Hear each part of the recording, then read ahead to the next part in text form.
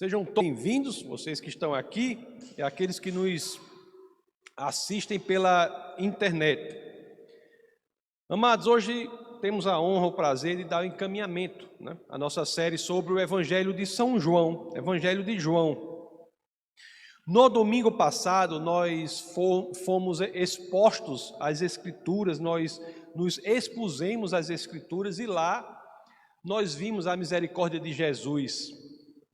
A misericórdia de Jesus que se manifesta na cura daquele doente, daquele enfermo, lá perto do tanque de Betesda.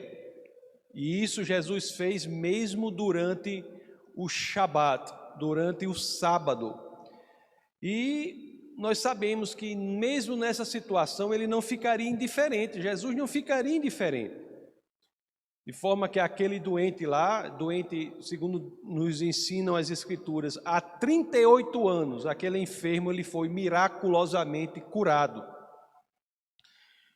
Aliás, e não só isso, foi curado e teve seus pecados perdoados, Tanto que nós lemos lá, não precisa abrir, mas lá na parte final do verso 14 do capítulo 5 do Evangelho de São João, nós vemos Jesus diz a ele, não volte a pecar para que algo pior não lhe aconteça. Aquele doente ele foi curado da sua enfermidade, da paraplegia que o acometia há 38 anos e teve seus pecados perdoados. E o interessante é que diante dessa maravilha, algo tão incrível, tão maravilhoso, os líderes religiosos, eles ficaram com um problema, porque era sábado. E eles pensavam, e agora? Foi quebrado o quarto mandamento. Era sábado. Então, antes mesmo de nós entrarmos na história, vamos relembrar o quarto mandamento. Então, eu quero ler aqui Êxodo, no capítulo 20. Vamos ler do verso 8 ao 11, para entender a situação dos judeus ali.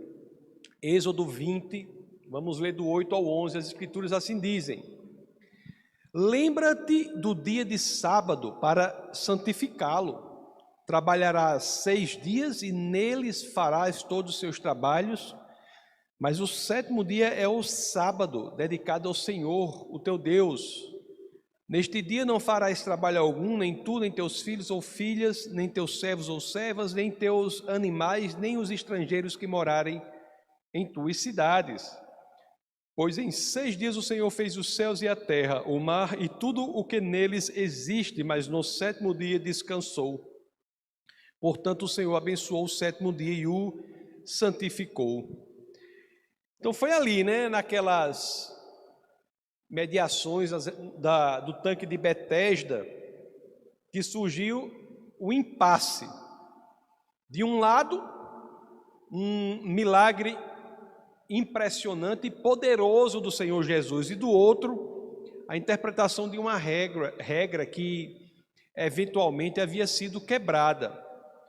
E será que aqueles judeus eles iriam se render ao poder miraculoso do Messias, ou iriam persegui-lo porque entendiam que haviam quebrado o Shabat, quebrado o sábado? Bom, meus queridos, como muitos de vocês já sabem, se não todos, eles optaram pela perseguição. O milagre, o poder de Deus, a libertação da enfermidade, tudo se tornou de só menos importância diante daquela interpretação que os judeus tinham do quarto mandamento. O que se tornou importante na realidade, naquele momento, para eles foi assediar, humilhar, matar aquele que liberta dos grilhões da doença, da tristeza, do desespero, da desesperança. Interessante como são as coisas, não é? E é exatamente envolto neste turbilhão, nesse redemoinho religioso, exatamente nesta situação, meus queridos, que se inicia o primeiro verso do texto base do nosso bate-papo de hoje. Então é por isso que eu peço a vocês que, como sempre digo, assim querendo, abram as Escrituras no Evangelho de João, capítulo 5, verso 16, e vamos ler aquele que é o primeiro verso do texto base do nosso bate-papo de hoje. João 5,16, as Escrituras dizem assim: então os judeus passaram a perseguir Jesus, porque ele estava fazendo essas coisas no sábado. Como será que Jesus se comportou diante disso? Como será que Jesus se comportou diante disso? Meus queridos, prestem bem atenção ao que eu vou dizer aqui, porque essa parte das Escrituras ela é muito relevante. Todas as Escrituras são relevantes, mas nesta daqui, nós talvez tenhamos uma das passagens mais profundas do ponto de vista teológico dos evangelhos, no que diz respeito aos evangelhos. Essa talvez seja uma das passagens mais profundas, porque aqui nesta passagem, que é breve, Jesus, ele não apenas colocará, exporá a superioridade de Deus sobre a lei, como também revelará a sua unidade com o Deus Pai. Ele é franco com os judeus aqui. Conforme iremos ver, Jesus vai dizer que Deus é superior à lei. Não há interpretação da lei sem a consideração deste método de superioridade de Deus em relação a tudo. E ele vai também dizer que ele é igual a Deus, ele é Deus. Essa é uma revelação extremamente profunda, teologicamente falando, que tem implicações na nossa vida prática, conforme veremos. Porque nós não podemos viver um cristianismo pleno se não entendermos que Jesus é superior a Deus e que ele é Deus. Que Jesus é superior à lei e que ele é Deus. Não podemos entender sem essas duas concepções. Jesus é superior à lei e Jesus é Deus. Não podemos ter um cristianismo se não tivermos isso impregnado em nosso coração. Essas duas verdades. Diante da questão do Shabat, vamos ver a resposta dele, né? Por isso vamos abrir agora em João, no capítulo 5, no verso 17. Vamos ver o que as Escrituras dizem. Olha como Jesus se comporta em relação a isso. A Escritura disse assim: disse-lhe Jesus. Olhe como Jesus, olha a situação, os judeus preocupados, porque alguém tinha quebrado o mandamento. Aí olhe como Jesus vai responder, olhe como ele começa, olhe.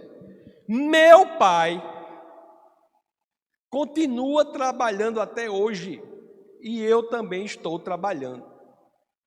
Meus queridos, talvez uma leitura superficial a gente não tenha a dimensão da profundidade do início do que lemos. Ele aqui, diante da confusão, ele fala para os judeus se referindo a Deus como meu pai. Nunca alguém alegou a paternidade de Deus da forma que Jesus está fazendo aqui. Nunca.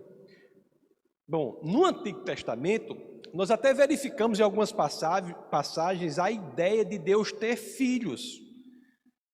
Mas quando isso ocorre, a ideia é que são filhos em outro sentido. Por exemplo, a nação de Israel é muitas vezes considerada filha de Deus. Lá mesmo em Êxodo, no capítulo 4, no verso 22, abra aí por favor, Orlando, no Êxodo 4, 22, as Escrituras dizem assim: depois diga ao faraó que assim diz o Senhor, Israel é o meu primeiro filho. No Antigo Testamento, tais ideias de Deus ter filho, a nação de Israel é considerada assim. Mas no caso de Jesus é algo diferente. É a alegação de que José não é o seu pai biológico, mas sim que o seu próprio pai, o pai de quem ele tem a natureza, é Deus. É a alegação de que sua natureza é divina. Isso foi tão impactante que os judeus consideraram isso uma blasfêmia. Uma blasfêmia. Aliás, como consideram até hoje. Não é? E a mesma lei diz que a pena para a blasfêmia é a morte. Lá não precisa abrir, mas se depois quiserem ver, está lá em Levítico, no capítulo 24, verso 15 e seguintes, 15 e 16. Olha a situação. E como se não bastasse somente isso, diante daquela situação toda, Jesus também ensina sobre o Shabat, sobre o sábado. Antes de lermos novamente, eu quero que vocês prestem atenção. Não é que Jesus ataque o Shabat. Ele não ataca o Shabat, mas ele coloca o Shabat sobre os fundamentos corretos. Há mais ou menos um ano, eu fiz uma série de pregações sobre os 10 mandamentos. Eu acho que quem tem dúvidas sobre isso é importante assistir novamente a esta série sobre os 10 mandamentos. E no dia 9 de junho de 2019, eu preguei sobre o respeito ao Shabat. O link para esta pregação já está na descrição desse vídeo aqui, que logo mais estará lá no defesadafé.tv. É bom que você também assista a isso. Texto base de hoje, eu quero que nós releiamos o que está em João 5,17, para que nós entendamos o que é o Shabat com base no texto aqui. Depois vocês vão lá no outro vídeo que tem uma explicação mais profunda, com mais detalhes sobre essa questão. Mas o capítulo 5, verso 17 do Evangelho de João diz assim, né, que nós já lemos: meu Pai continua trabalhando até hoje e eu também estou trabalhando. O que Jesus diz aqui é simples, ele diz, Deus, ele não parou de sustentar o mundo. Se Deus parasse de sustentar o mundo, a natureza entraria em colapso. Deus, ele descansa do trabalho da criação. Mas Deus, ele não descansa do seu trabalho de sustentação da realidade. E também ele deixa claro o seguinte, que Deus não é, nem pode ser menor do que o Shabat. Lá no Evangelho de Lucas, no capítulo 6, no verso 5, nós lemos uma afirmação de Jesus que é assim: o Filho do Homem é Senhor do sábado. O Filho do Homem é Senhor do sábado. Não é o sábado que é Senhor do Filho do Homem. Não é o sábado que é Senhor de Jesus. No Evangelho de Marcos, nós vemos com bastante clareza a extensão desse ensinamento, lá em Marcos 2, 27.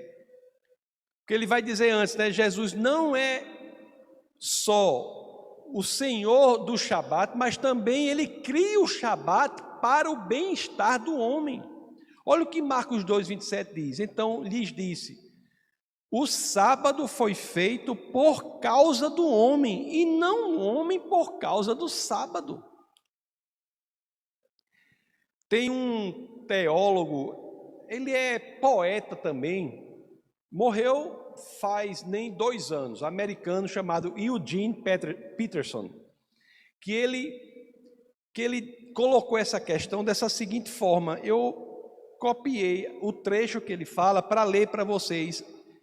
Preste atenção, que coisa interessante. Ele diz assim, abre aspas, né? Shabat, tempo e espaço organizados para nos distanciarmos do frenesi de nossas próprias atividades, para que possamos ver o que Deus tem feito e está fazendo. Se não deixarmos o trabalho por um dia por semana, nos levaremos a sério demais. Observe o Shabat, silenciando o barulho interno para ouvirmos a voz mansa e delicada de nosso Senhor, removendo as distrações do orgulho para discernirmos a presença de Deus. Interessante que antes dessa pandemia, desse lockdown, dessa coisa aí que está tendo aí, o mundo não podia parar um minuto. Tinha gente que você queria falar, a pessoa não pode, tem gente que não parava para nada. Era uma correria sem fim, desenfreada. As pessoas não sabiam o limite de nada, não tinha tempo, os pais não tinham tempo para os filhos. ninguém tinha tempo para ninguém, era uma confusão. Aí vem esse negócio aí, fica todo mundo em casa, vê que não é bem assim. Se antes observássemos as Escrituras, nós saberíamos que deveríamos parar sim, um dia na semana sem trabalhar. Eu não estou dizendo que é o sábado, porque Shabat não precisa ser traduzido como sábado, como eu explico lá no vídeo. Mas se você tem os 7 dias de trabalho, você tem de reservar um para se dedicar ao Senhor de forma diferente. Meus queridos, eu tenho que dizer isso a vocês, que se você trabalha 7 dias por semana, sem reservar um dia para dedicar-se especialmente ao Senhor, não é que nos outros você não vai se dedicar não. Mas nesse dia você não se dedicar especialmente ao Senhor, você não entendeu a vida completamente. Nós não somos sabatistas não nessa igreja. Não é que ninguém faz nada no sábado não. A pregação é que os mandamentos têm de ser observados, porque são bênçãos para nós. E um deles é que devemos separar um dia por semana para nos dedicarmos especialmente ao Senhor para o nosso próprio benefício. Mandamento não é uma escada para você se tornar o povo de Deus, não. Mandamento é para você observar por que você já é o povo de Deus. Quando Moisés desce lá do monte com as tábuas, ele não desce para um povo que não era o povo de Deus, não. Ele desce para um povo que já havia passado no deserto, sendo mantido miraculosamente no deserto, havia passado pelo Mar Vermelho sem sequer molhar os pés. Um povo que era o povo de Deus. Então os mandamentos não são escadas para você se tornar povo de Deus, não. Os mandamentos são para que você cumpra para o seu benefício, por você ser o povo de Deus. A frase correta não é siga os mandamentos para vocês serem povo de Deus. Isso não é bíblico. O que é bíblico é siga os mandamentos porque você é povo de Deus. Está bem claro lá, para nós entendermos. E Jesus, ele vem, deixa mais uma vez claro aqui, ele fala de sua natureza, ele posiciona de forma correta o Shabat, e agora, quando formos ver o verso 19, ele esclarecerá aos judeus sobre a dignidade da sua missão aqui na terra. Olha o que Jesus faz no ambiente de turbulência, de confusão teológica dos judeus. Jesus faz um esclarecimento de coração aberto de sua natureza, do que são os mandamentos, usando o exemplo do Shabat, e agora fala da dignidade de sua função, de sua missão aqui na terra. Vamos ler o verso 19, João 5,19. Olha o que as Escrituras dizem.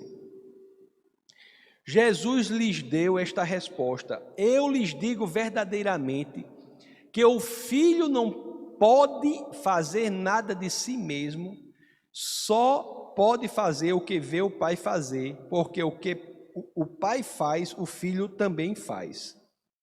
Muita gente lê isso aqui sobre o que o Jesus veio fazer aqui na terra e não entende exatamente o que está aqui, porque não presta atenção no verbo. O verbo utilizado aqui é o Filho não pode. Não pode no sentido de não ter possibilidade, é impossível para o Filho fazer algo independente do Pai. Por que é impossível? Porque Pai e Filho têm o mesmo Espírito. As pessoas leem isso aqui e pensam assim, Jesus diz, eu não vou querer fazer nada diferente do Pai. Eu não vou desejar, eu posso até fazer, mas eu não vou fazer. Eu vou me controlar para fazer só o que eu vejo o Pai fazer. Não é isso. Ele não existe a possibilidade do Pai ser um e o Filho ser outro. O Espírito de Cristo é o Espírito Santo de Deus. E o que é que nos diz isso para a nossa vida prática? É que se você é cristão, é este mesmo Espírito que mora em você.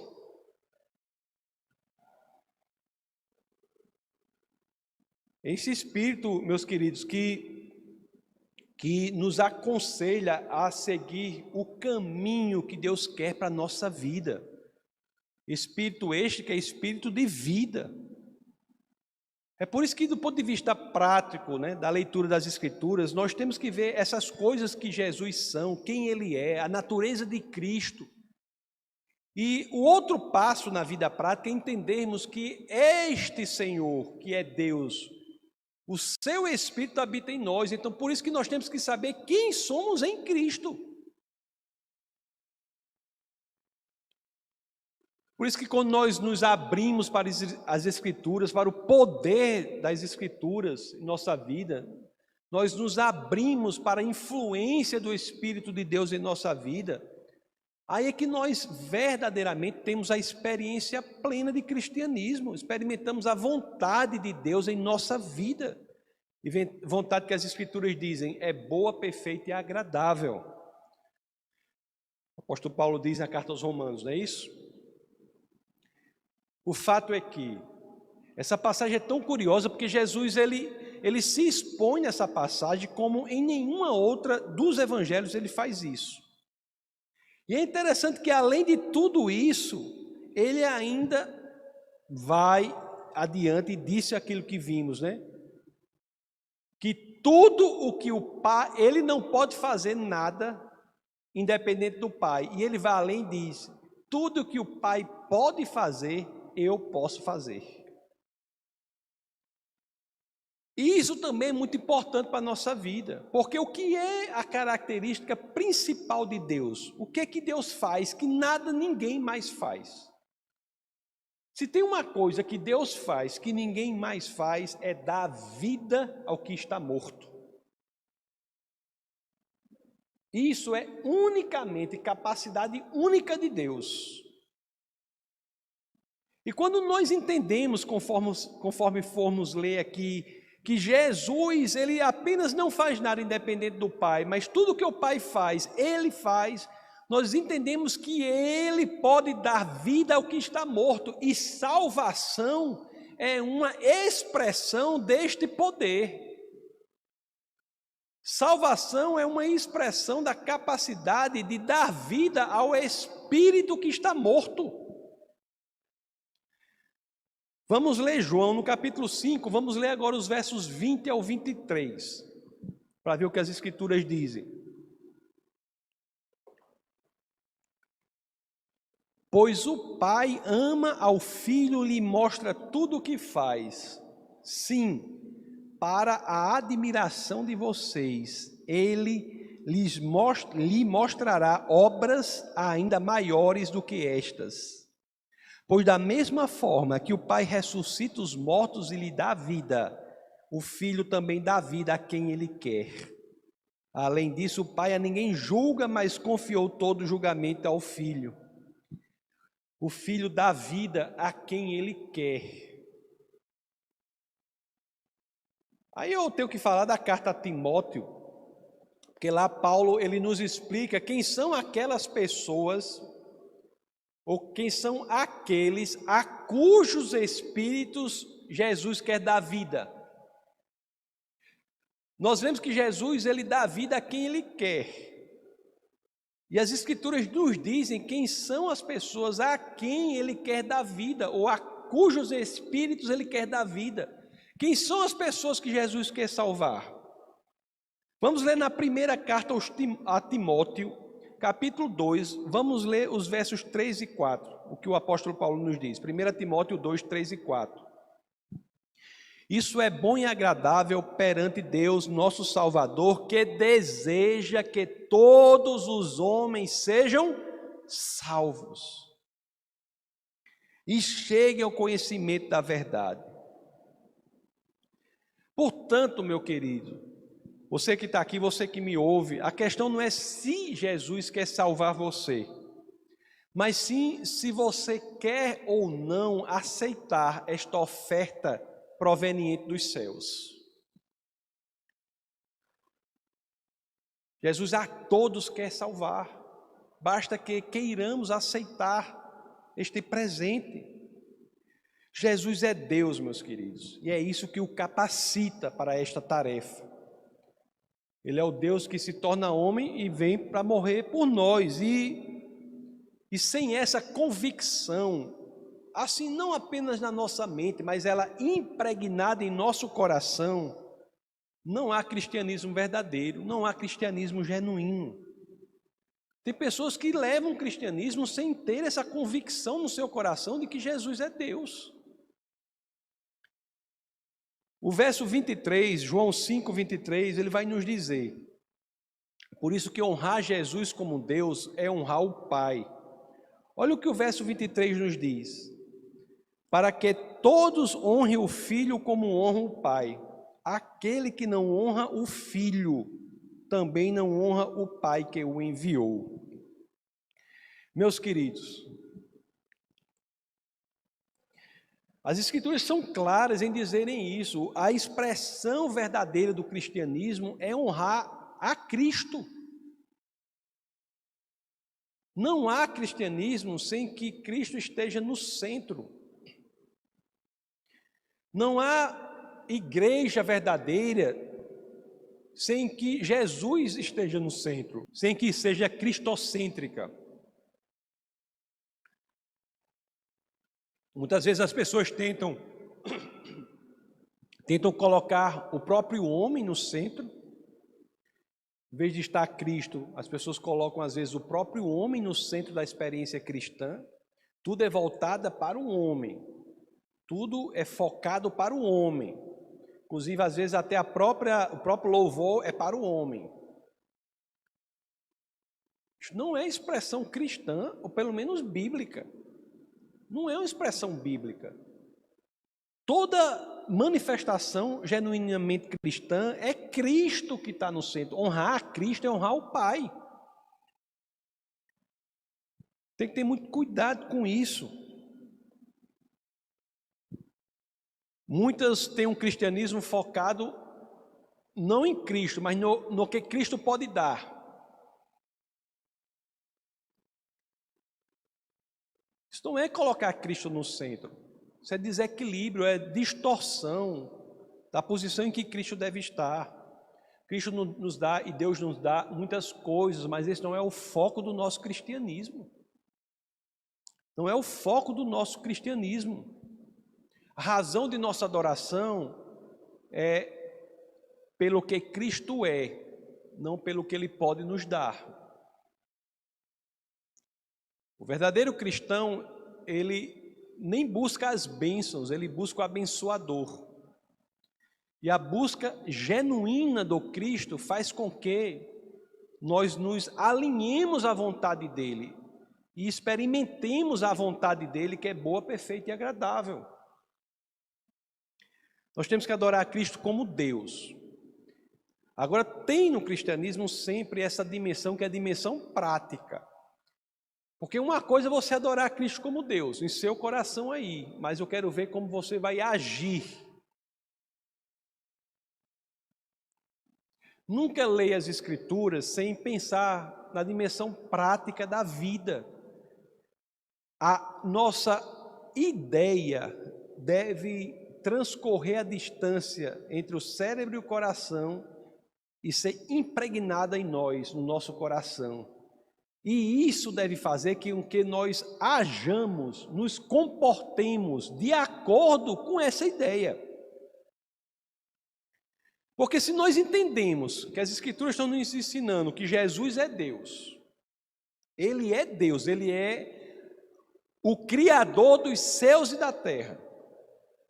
Jesus é Deus, e nós entendemos que o Espírito dele está em nós, que nós entregamos nossa vida para Ele, nós temos que agir de acordo com isso. Por exemplo, você está sofrendo opressão espiritual, saiba que Jesus tem autoridade sobre os demônios. Haja de acordo. Você está doente, saiba que Jesus tem autoridade sobre as doenças. Haja de acordo. Porque não adianta você estar convencido de algo se o seu comportamento não é concordante não é sinônimo do seu pensamento. Lá em Marcos capítulo 1, verso 34, Jesus curou muitos que sofriam de várias doenças, também expulsou muitos demônios. Não permitia, porém, que estes falassem, porque sabiam quem ele era. Eu quero ler aqui, abra em Mateus, no capítulo 11. Olha o negócio de João aqui. Olha o Cristo, cujo Espírito habita em nós. Mateus 11, vamos ler verso 2 ao 6. João, ao ouvir na prisão que o Cristo estava fazendo, enviou seus discípulos para lhe perguntarem: És tu aquele que haveria de vir ou devemos esperar algum outro? Aí Jesus respondeu: Voltem e anunciem a João o que vocês estão ouvindo e vendo. Os cegos veem, os mancos andam, os leprosos são purificados, os surdos ouvem, os mortos são ressuscitados e as boas novas são pregadas aos pobres. E feliz é aquele que não se escandaliza por minha causa. Meus queridos, eu sei que é difícil. Às vezes nós temos essa convicção, mas é o que está nas Escrituras. É o que a Bíblia nos ensina. Nós não servimos a um Deus que é um hamster, que é um porquinho da Índia, um biscoito. Não. Esse Deus é o Criador dos céus e da terra. Jesus é Deus. Jesus não é um profeta. Ele é o cumprimento das profecias. Ele é Deus encarnado. E às vezes nós perdemos a dimensão do seu poder. Da coisa da natureza acontecendo, né? Esse mundo fragmentado. Mas até nisso nós temos que trazer à nossa memória a história da tempestade. Lá em Marcos 4, do verso 39 ao 40. Estava aquela tempestade toda, aí o pessoal vai e acorda Jesus. Aí o que é que as Escrituras dizem? Vamos ler Marcos 4, 39 e 40. Ele se levantou, repreendeu o vento e disse ao mar: Aquiete-se, acalme-se. O vento se aquietou e fez-se completa bonança. Então perguntou aos seus discípulos: Por que vocês estão com tanto medo? Ainda não têm fé? Por que alguns estão com tanto medo? Se realmente nós cremos que Jesus é Deus.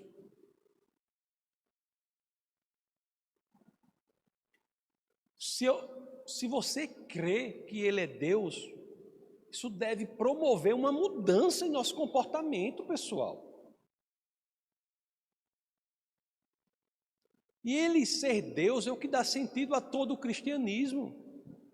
É por Ele ser Deus é que você tem a coragem de chegar para outra pessoa e dizer: olha, Jesus é a única estrada para a sua salvação, é o único caminho para a sua salvação.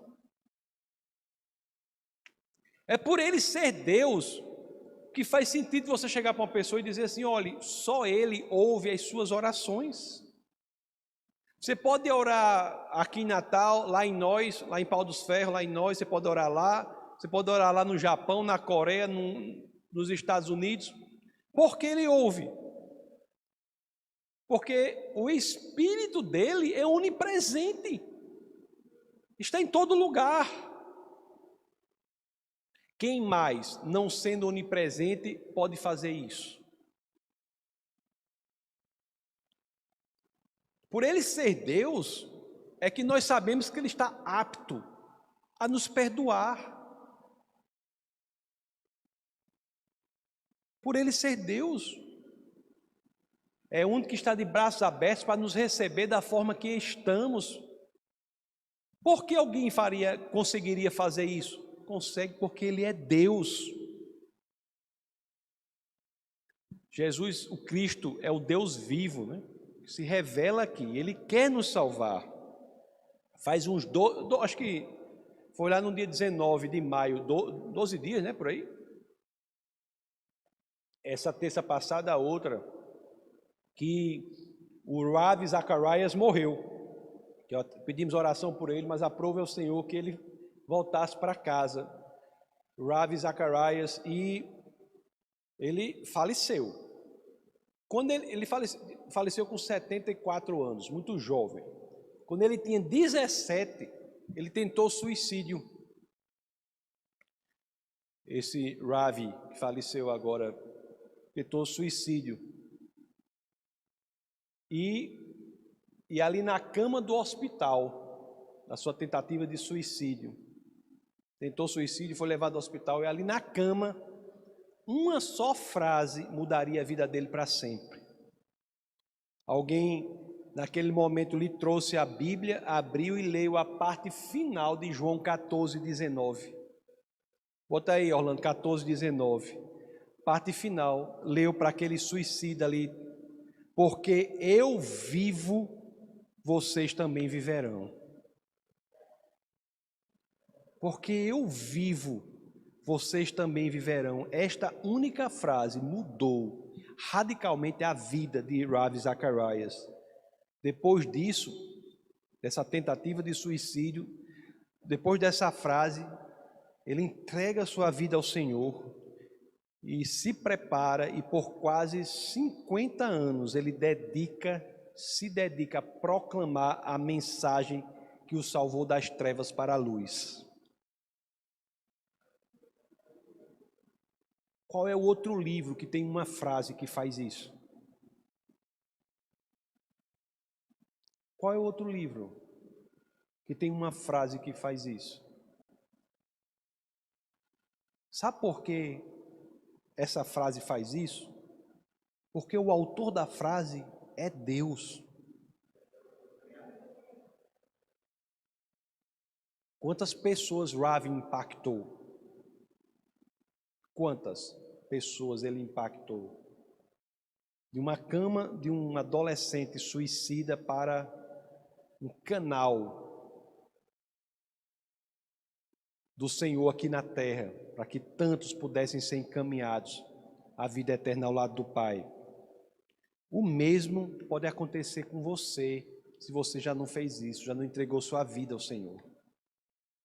Basta que nós nos rendamos a Deus, ao Cristo, e saibamos que Ele está ali, né? Com a mão estendida para nós, dizendo assim: porque eu vivo, em mim você pode ter vida eterna. Por que Ele pode dizer isso? Porque Ele é Deus. Se nós não efetivamente tivermos essa convicção, pessoal, de que não servimos a um Deus qualquer, um Deus que não cumpre as suas promessas, um Deus que não tem poder, um Deus mentiroso, mas sim servimos aquele de quem o próprio conceito de verdade emana, de justiça emana, de poder emana, de autoridade emana, nós não experimentaremos a plenitude da vida que podemos experimentar aqui na terra. A parte dele foi feita. A nossa depende de cada um de nós. A escolha é sua. Vamos orar.